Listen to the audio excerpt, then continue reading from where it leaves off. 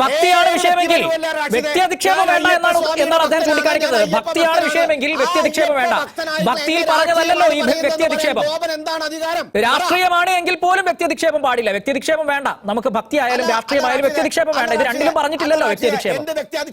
എന്ത് വ്യക്തിയധിക്ഷേപം? BJP-യെ കുറിച്ചും സുവർണാവസരമാണെന്നും കേന്ദ്ര സർക്കാരിനെ കുറിച്ചൊക്കെ നുണ പറയുന്ന സമയത്ത് അത് തെറ്റായിട്ട് റാഷിദ് നിങ്ങൾക്ക് തോന്നിയില്ലേ? അല്ല, ഈ ഗീർവാണം തള്ളുക, ഗോപൻ ഗീർവാണം തള്ളുന്നു, അവിടെ പോയി നോക്കാറില്ല എന്ന് അദ്ദേഹത്തിലേക്ക് പോയിന്റ് ഔട്ട് ചെയ്ത് കേന്ദ്രീകരിക്കണ്ട എന്നാണ് പറഞ്ഞത്.